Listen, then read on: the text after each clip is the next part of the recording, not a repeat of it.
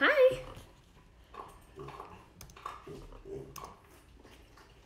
Morning.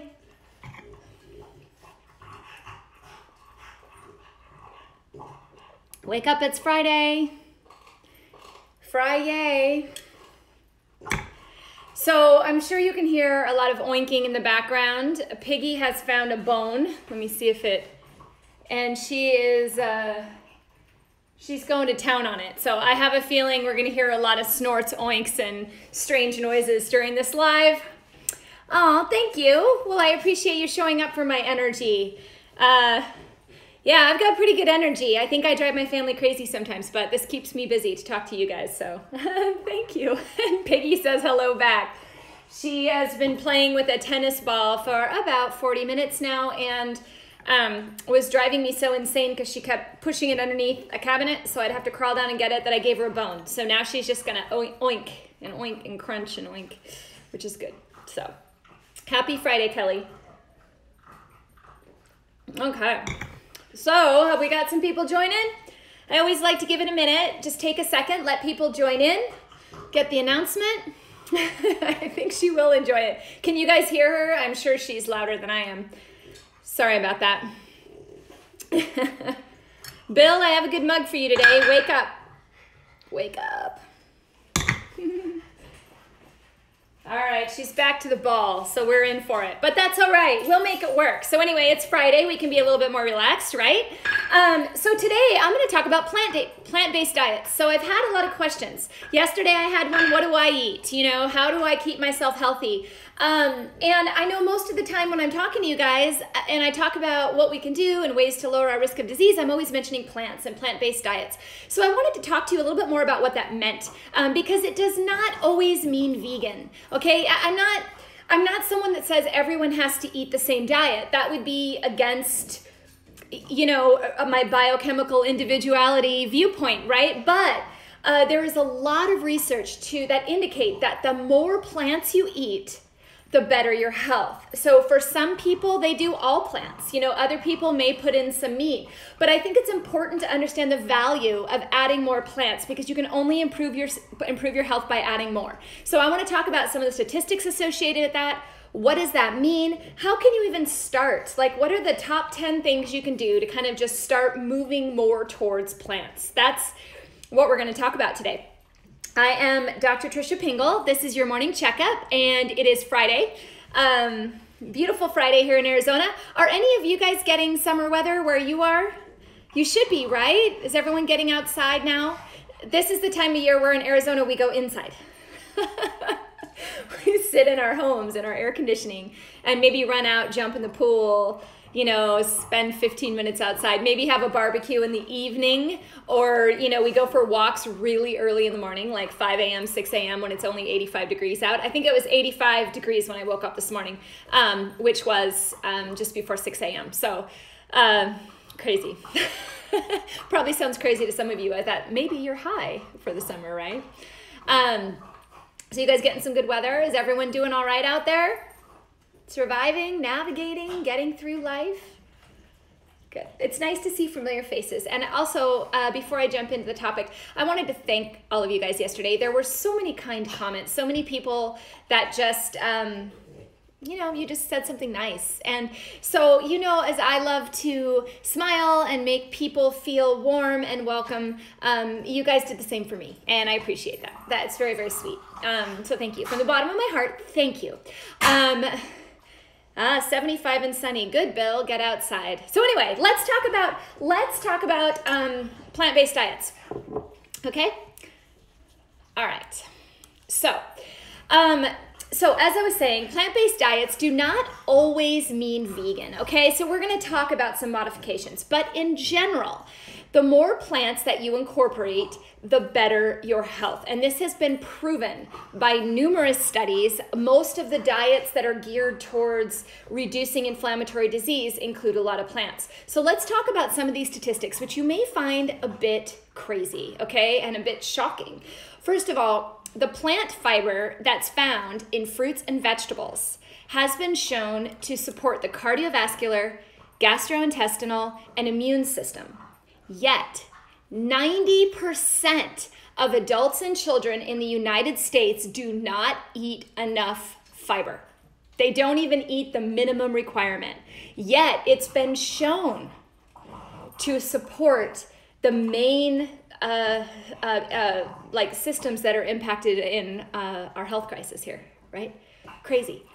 Lifestyle changes, such as improved diet, more towards plants, has been shown to save 70 to 80% of healthcare costs. Okay, we spend a lot of money on healthcare. If we don't have to spend as much on healthcare, great, right? And this is something in your own power. You don't need a doctor to help you eat plants. So you can do this on your own. You can actually change what you eat and your nutrition at home with your family without having to pay someone to do it, which is great. Given that 75% of the healthcare spending in the United States goes towards treating these chronic conditions, the health benefits of eating a plant-based diet can also include significant healthcare savings on top of improved health, right? We spend a lot of money on inflammatory diseases here. Now, this one's pretty crazy. So, of all of the antibiotics that are given in the United States, and there are a lot, okay, the majority of the antibiotics given are to livestock to prevent infections. And then we eat them. Ooh, there goes Piggy, right in the middle of my point, drops her bone. We eat that meat, right, that's been injected with antibiotics. In 2013, those types of infections led to 2 million sick individuals in the US and 23,000 deaths due to the antibiotic and infections in our livestock, okay? Crazy, all right? Now, I'm not saying you can't eat meat, okay? Don't hate on me. Everyone's different. I personally do not, okay? People ask me what I eat all the time. I'm not a meat eater. Never have been, actually. Even as a kid, didn't really want it, okay? So I want to talk about what I mean by plant-based diet. So when I talk about plant-based diet, I'm talking about the majority of your plate being plants. I'm talking about making a focus on plants as the primary part of your meal. So, for example, here in the United States, you say, hey, what's for dinner? And most people say, oh, we're having steak and asparagus. You know, I'm more like, well, we're having asparagus, broccoli, roasted cauliflower, a green salad, and some, you know, fish on the side. Like, make the meat the side dish, right? You have more incorporation of vegetables. So instead of just having one vegetable on the side, I think the guidelines when I was growing up was something like, you know, you pick one vegetable group, you pick one starch, and you pick one protein or whatever. No, we need way more than one vegetable on that plate. 75% of your plate, in my opinion, needs to be plant-based, if not more, okay? So if you're looking at your plate now and half of it is steak, and then there's like a few little vegetables over here, that's not what we want. We want to flop that, right? So, for example, let's say you did a vegetable stir fry over a little bit of quinoa or rice, and then you added some strips of steak to it. That's better, right? It's primarily vegetables with a little bit of protein. So there's some ways you can do this, and that's called flexitarian diet. And I do also have an article on that about how you kind of incorporate all these different diets together based on what your individual needs are. But in general, when people think of plant-based diets, you have your vegetarian diet, which is plant-based but may include fish, eggs, sometimes includes dairy, although as you all know, I'm not a dairy fan. I'm just not, but technically it would include it. There's the vegan diet, which includes no animal products at all, right? Including honey, you know, anything that has to do with an animal is an absolute no-no, okay? And that would be 100% plant-based. Now, I can tell you, I have met many vegetarians and vegans who do not eat healthy at all. So, you know, it's real easy to say, well, I'm plant-based, and you eat coconut-based ice cream and French fries, and, you know, you're not getting any vegetables in there. You can be vegetarian and not eat vegetables, if you can believe it. You can eat a lot of processed soy, you can eat a lot of fake meat, you know, you can eat a lot of bread, muffins, those types of things, because they're technically vegetarian, right? That's not what we're talking about either. I'm talking about plants. When I say plants, plant-based diet, I mean whole plants in variety. That's what I mean. Okay? And a lot of them, 75%, right?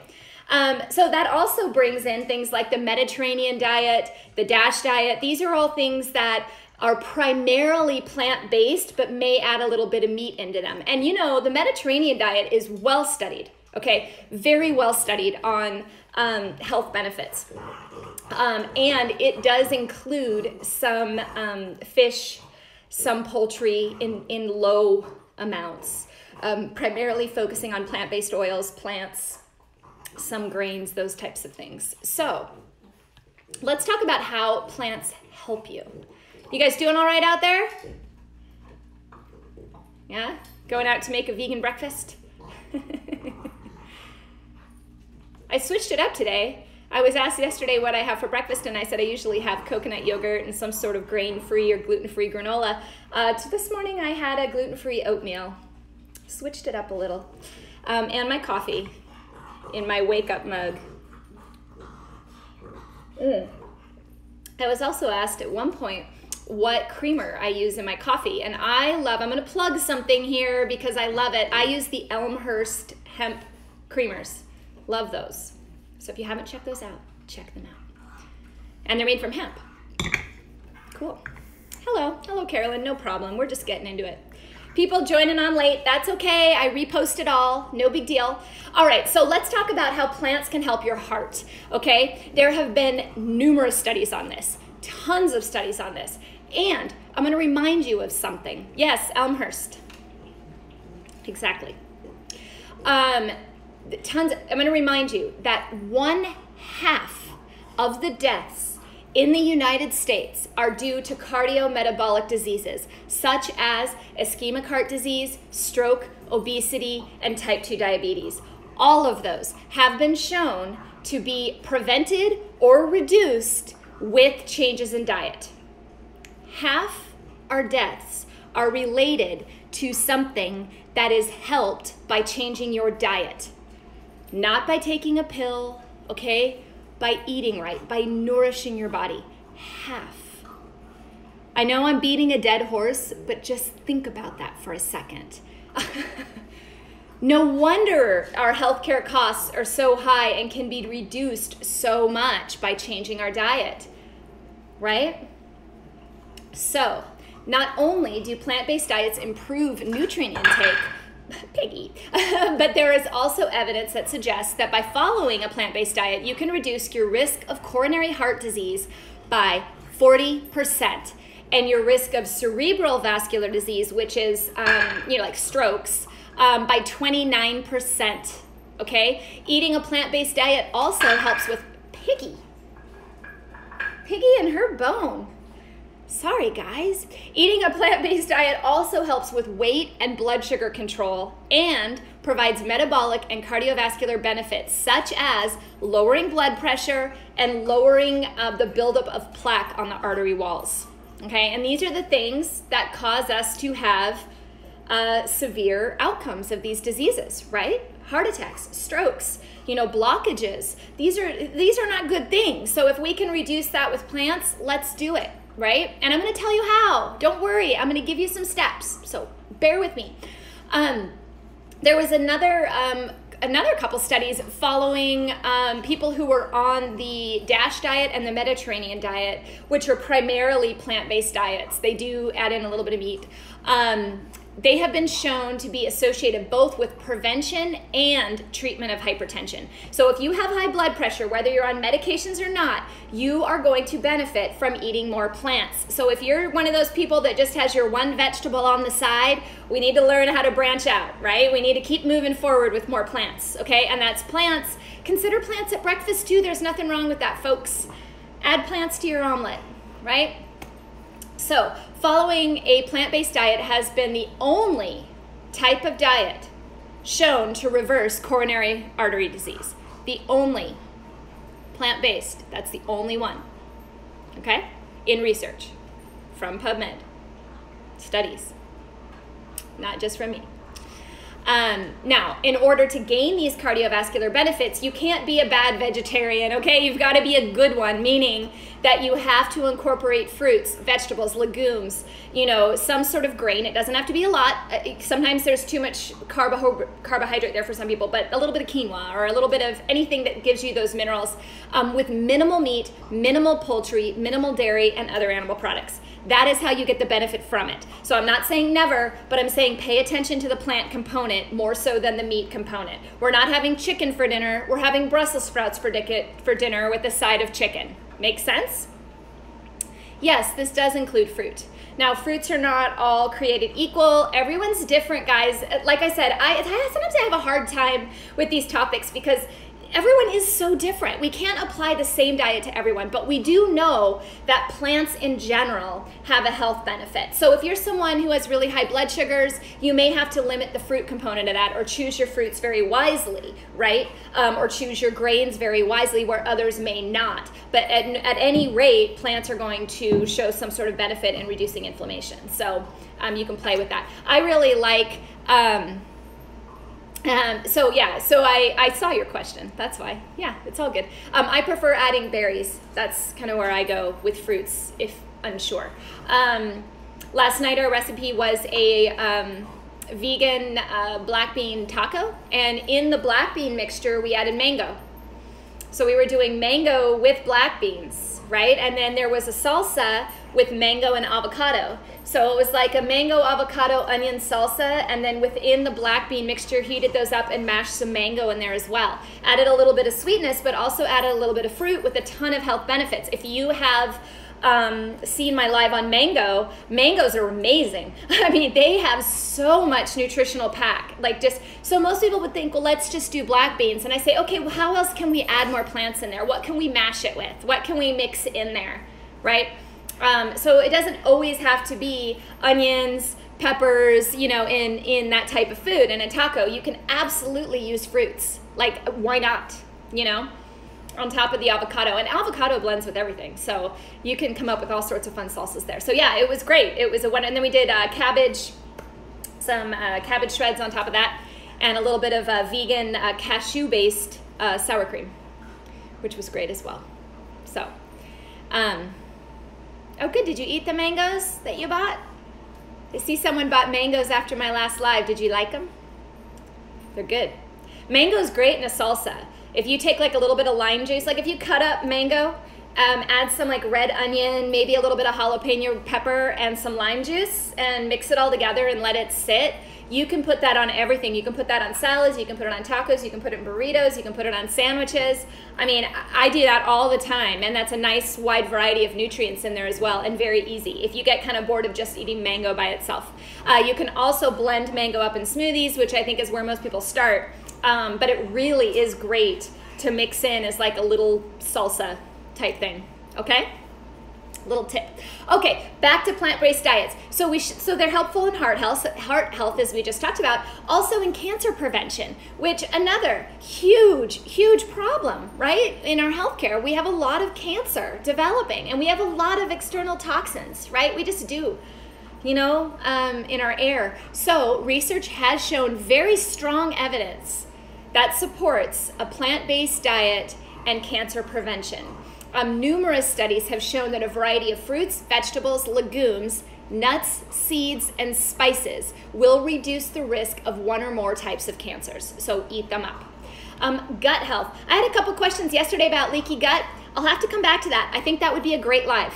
I really do. I've already done a live on some of the flora in our gut, and this is kind of where the plants come in, okay? So we have these bacteria in our gut that help our immune system, they support our neurotransmitters, they support our nutrition, and what happens is a lot of the times that flora gets out of balance, and diet plays a huge role in that. Now there is a ton of research on this. I actually have some material, a lot of material written on this that I'm trying to sort through and break up so I can present it to you guys because it's pretty cool. But what you eat actually controls which bacteria grow in your gut. So people that are primarily meat-based will have a different bacterial flora than those that are plant-based. Crazy, right? And so therefore you can alter what flora grows based on what you eat. So let's say that you're low in a certain type of bacteria, you can eat foods that feed just that bacteria. Now it has been shown that plants feed the best bacteria. The best bacteria's floras come from plant-based diets, okay? So pay attention to those plants. Now, they're still researching this. There's a ton of research right now on the gut-brain axis and how that impacts us and how these bugs work with us synergistically. Traditionally we always think that bugs or bacteria are bad. and they're not. We have a synergistic relationship. We actually rely on each other quite heavily to be healthy. So eating foods that support the bugs that need to grow is good. And that will also lower your risk of many other diseases, not just gastrointestinal issues, but immune issues. This is one of the reasons why autoimmunity, which I will come back to in a second, but autoimmune conditions do so well with the Mediterranean diet or a lot of plants, because it helps control their flora, and their flora are highly involved in their immune system, which tends to overreact. So eating a lot of plants in any autoimmune disease is always beneficial, and this is part of the reason why. Isn't that cool? Does anyone else out there think that's cool? Or am I the only nerd in here that thinks that's cool? I think that's awesome. I think it's so neat that what we eat can completely change our biochemistry and the function of our body. I think that's incredible. And that's why I do what I do. Now, on to the brain, okay? So, people ask, can diet prevent Alzheimer's? How do I prevent dementia? I have a lot of memory loss. What's going on? Well, more and more studies are showing that plant-based diets do impact memory loss and Alzheimer's in a positive way. Two researchers in a 2017 study that was published looked at these different pillars in regards to Alzheimer's development. They looked at diet and supplements, physical and mental exercise, yoga and meditation, and psychological well-being, which we've talked about a lot, right? We've talked about these different aspects of Alzheimer's. We've talked about Alzheimer's listed to gum disease, or how gum disease and bacteria in the mouth can cause the brain to decline. We've talked about yoga, meditation, the stress response on the brain, how it changes your reactions in the frontal lobe, in the hippocampus, right? So all of these things all play a role in reducing memory loss. But of all of these pillars, the emphasis that the researchers placed on eating vegetarian foods, drinking fresh juices, and supplementing with certain vitamins support the benefits of the plant-based diet. If you want to get a well-rounded mineral, people ask me, what's the best multivitamin and mineral? What should I be taking? The most well-rounded mineral are plants. They have them all in perfect balance, right? In synergistic display. I mean, they really do, okay? And this was proven by these studies. The researchers noted that most Americans still follow the standard American diet.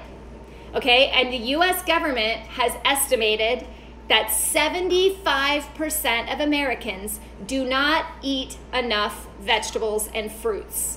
75%. And let me remind you that half the deaths in our country come from things that can be improved by eating vegetables, fruits, nuts, seeds, spices. Okay, so this is a big deal. This is an epidemic. We talk a lot about that, but this is, isn't it?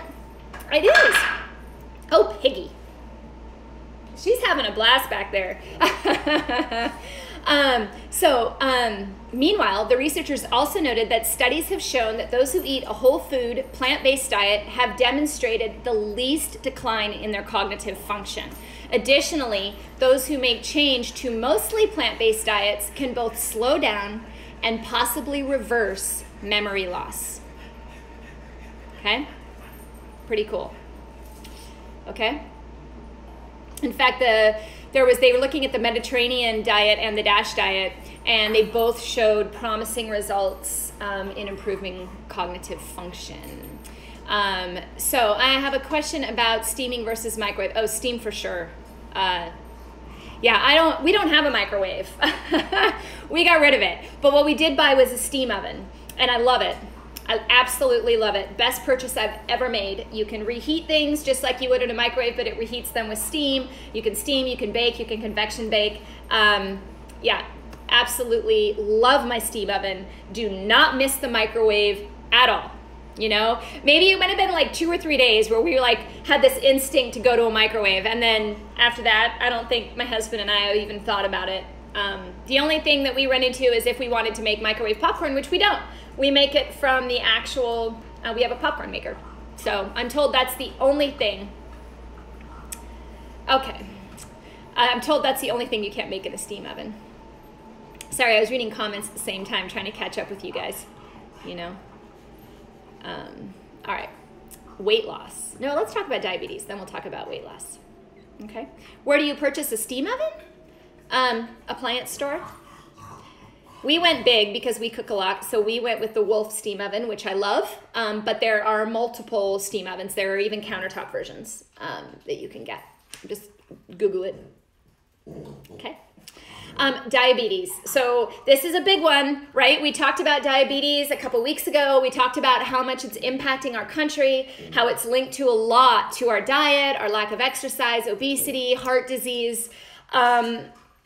But research has also shown that changing to a plant-based diet can prevent and manage type 2 diabetes. Now, this has been pretty well studied, pretty well documented, and there's a lot of this interplay between whether or not you can have grains or can't have grains with diabetes. One side of thought says, no, you can't have any carbohydrates, you need to keep them low. The plant-based side says, yes, you do. You just have to be picky about them. You know, doing quinoa, brown rice, amaranth, buckwheat, you know, things that have a very strong nutrient base in addition to plants. I think the controversy comes down to when you're doing a lot of meat, you really can't do a lot of carbohydrate. You kind of have to pick one or the other. And so when you look at plant-based, you can have a little bit of everything if you're primarily plant-based. And the studies support that. And not only, let's see, there was a study on, these studies go all the way back to the 1950s, demonstrating the importance of a vegetarian type diet to prevent and manage diabetes type 2. I'll let you read more about that. I put some studies in my article there. Let's move on to weight loss because, whoa, my goodness. Was that Piggy? Piggy? You okay? Nothing like being interrupted by a French bulldog. All right, weight loss. Guess what, guys? 69% of the U.S. adults are overweight or obese. And I'm not even going to get into the children today, which is a lot. 69%. That means only 30% aren't. That's a lot of people. Okay? Now, if you've been considering a plant-based diet weight loss plan, the research supports that. Numerous studies show that high fiber, low saturated fat, plant-based diet can lead to positive weight loss. In fact, it seems that plant-based eating and weight loss seem to go hand in hand, and this includes a variety of plant-based diets, from vegetarian to vegan to pesco-vegetarian and semi-vegetarian. Bottom line is, plants need to be the main focus of that. So individuals who eat a whole food, plant-based diet that's rich in nutrients tend to have a lower BMI or body mass index than those who don't. In addition, adopting a plant-based diet has been shown to help with obesity management and be effective for weight loss. So if you've been doing a lot of diets out there and they're not including a lot of plants, and this is one of my biggest pet peeves I think about a lot of the diet plans out there, is they tend to be a piece of meat, 3 ounces, whatever your hand is, and then they do like one vegetable and maybe a grain or maybe a dairy product, and that's about it. I mean, if you look at, what's recommended, it's like asparagus, chicken, and brown rice. It's not enough. It's not enough plants. It's not. And then people lose weight, and then they gain it back, and then they're nutrient deficient, and they can't figure out why they can't find that balance. There needs to be far more vegetables on that plate. Far more, especially for energy production. You can't get enough energy production out of asparagus. I'm sorry. It's probably the number one, asparagus and broccoli are probably the number one vegetables that people eat, right? If I ask all of you, what are the number one vegetables? I personally eat broccoli every day, pretty much. I love broccoli, but I mix it with cauliflower, carrots, butternut squash, asparagus. I do bok choy, love bok choy. I mix bok choy into a lot of different things, onions, garlic. I mix it in. I'm never just serving broccoli, ever. Right? Let's see, I had a pad thai a couple nights ago, and we did takeout, which was great. A vegetarian pad thai. Well, it doesn't come with enough vegetables for me, so I roast broccoli, carrots, and cauliflower, and I add it to the pad thai. I guess that kind of defeats the purpose of takeout, right? But that's just what I do. Anyway, I digress. But yes, you need more plants than what most of these diets are incorporating. So there was a study, a 16-week randomized study of 75 participants, and it showed that plant protein found in plant-based diets provided significant improvements in body composition, body weight, and insulin resistance. Insulin resistance is what happens as we move towards diabetes type 2. The insulin becomes less responsive to glucose. And when it becomes less responsive to glucose, it remains in the blood and blood sugar goes up. Okay, it also promotes fat deposition around the abdomen, which makes us shaped more like this instead of like this, right, in women and men, right? So the study showed continuing positive evidence for plant-based diets in supporting weight loss, but they're trying to look more into what parts of the plant protein were the most important. Now, from my experience, I don't think it really matters. As long as you're doing a variety of plant proteins, you're going to get a little bit of everything, but they're trying to narrow it down, right, to one quick fix, which I don't think is going to work. I think you have to look at a variety of proteins, nut-based proteins.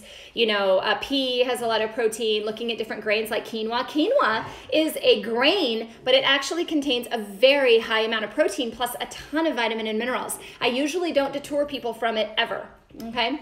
On that note, people that have a lot of diabetes, heart disease, tend to also have problems in their kidneys, okay? And a lot of kidney failure, kidney disease, and plant-based diets have also been shown to have a very positive impact on kidney disease, reducing type 2 diabetes, reducing metabolic syndrome, and also improving the management of chronic kidney disease. The thyroid, how many out there have thyroid problems? Okay, 80% of you, raise your hand.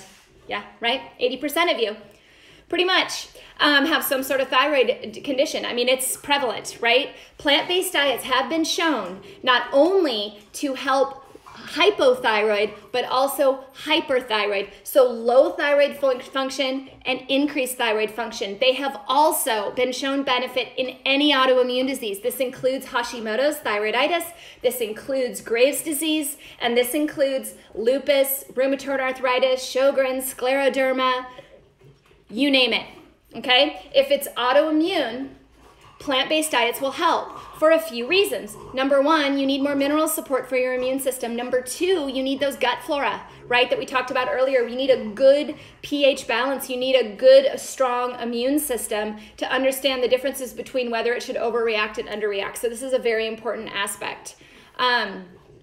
So at the moment, PKPD is not ringing what you mean. You might have to write that out because my brain isn't functioning at the moment to like recognize what you mean. Sorry. There was a study that looked at following a vegan and vegetarian diet and found that it was hands down the most protective against hyperthyroidism. And then another aspect of the study said that it also shows a correlation with lower incidence of hypothyroidism. Okay? Aging. Aging. So we talked about aging the other day. That was kind of cool, right? We talked about telomeres and how to lengthen your telomeres. One of the things that I recommended at that time was a plant-based diet, right? And there's a reason why. It also helps with aging, helps you stay young, helps you look young, keeps your skin clear, all the good things. So how do you do this? Okay, I have so many people that ask, how do you make your diet more plant-based? What if you're someone that's scared at the idea of getting rid of meat? You're not ready to go vegan. What do you do? I'm going to go through a quick list of 10 things that you can do before I let you go. And then if you want to learn more about this or you want more guidance, I do have a program that does this as well. It's a 30-day program. It has a meal plan, 30-day meal plan that teaches you how to do these 10 things and also gives you a bunch of recipes. There's a cookbook in there, folks, and it is yummy. And there's like 40 some recipes in there. So check that out. If you want to check that out, it's at totalhealthturnaround.com. In the meantime, here are the 10 things. Number one, make this gradual. Don't make it all or none. Okay, it doesn't work that way. You'll just be disappointed. Every day, be mindful. Be mindful of what you're putting in your body and find a way to gradually change it. For example, you may say, okay, I'm going to start by doing a vegan meal 3 days a week, right? Start with that. 1 day a week. You know, meatless Monday, something. Start. Okay. Number two, educate yourself on this. Learn about food. So sometimes I come on here in a live and I talk about a food. I have the sweet potato coming up, arugula coming up. Like some of these lives, we're going to talk about different foods. Why? Because if you know what you're putting in your mouth and you know the nutrition of what you're putting in your mouth, you can just start incorporating it into your recipes. You can just start adding them. The beauty about plants is they all go well together.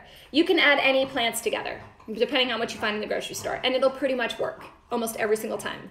So educate yourself on that. Learn the nutrition. Figure out, based on your health history, what type of nutrients you really need to focus on. Do you need more good fats? Do you need more minerals? You know, do you need more fiber? And look at those foods and learn what they do for you. Try new recipes. Consider Meatless Monday and try new recipes. Now, I have a ton of them at drpingel.com. They're all free. Check them out. If you try them, let me know how they are. If you'd like to know where I go, because a lot of people ask, well, where do you get your recipes from? Do you only eat Dr. Pingel recipes? No, of course not. I eat a ton of them. And I go to Pinterest. I spend a lot of time on Pinterest. In fact, I think if you follow me on Pinterest, you can actually see the recipes that I save. Now, I will say some of them I modify.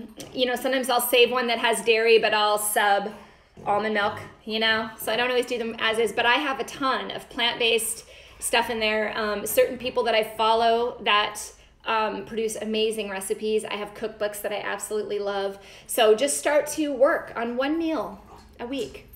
Cut down on sugar, cut down or eliminate cow's dairy. I'm just gonna throw that out there and leave it right there. Just do it. Trust me.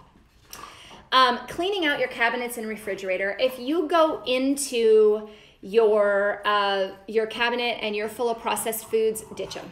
Get rid of them. It's not worth it. Find a replacement. And you do this slowly over time, okay? Just go through one cabinet at a time.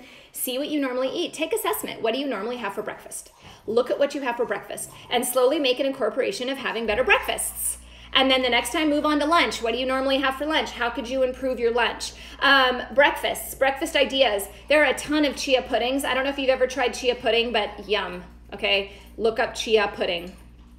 Tons of recipes. I have a few on my website, and they're all over Pinterest.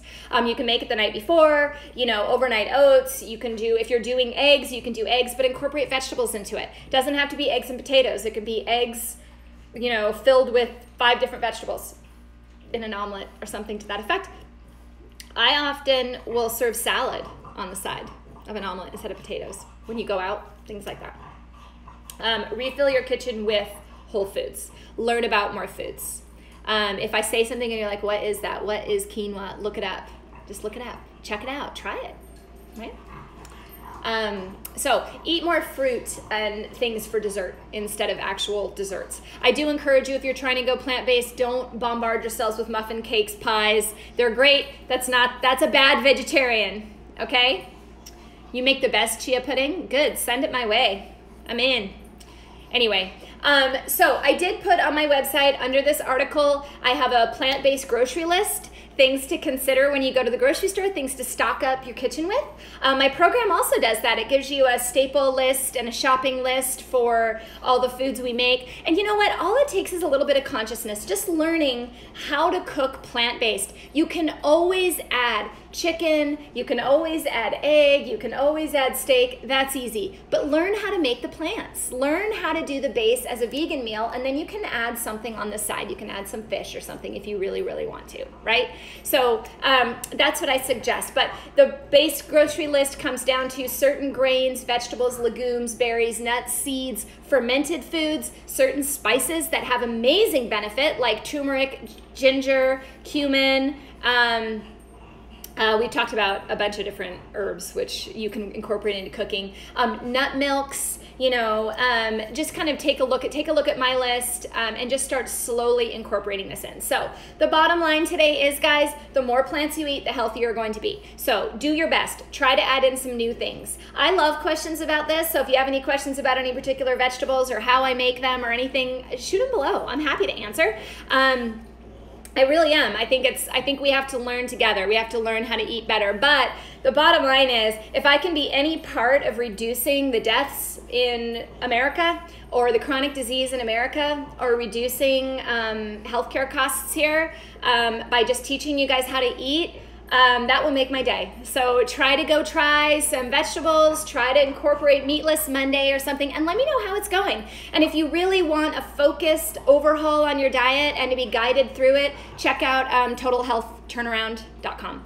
Anyway, nice to see you guys on Friday. I will see you back here on Monday with another great topic. I hope you guys have a great weekend. Try to enjoy yourselves and see your friends. If you can, call a friend as we talked about yesterday. Enjoy your family. Stay positive. See if you can smile at a stranger. And I will see you guys next week. Thanks so much.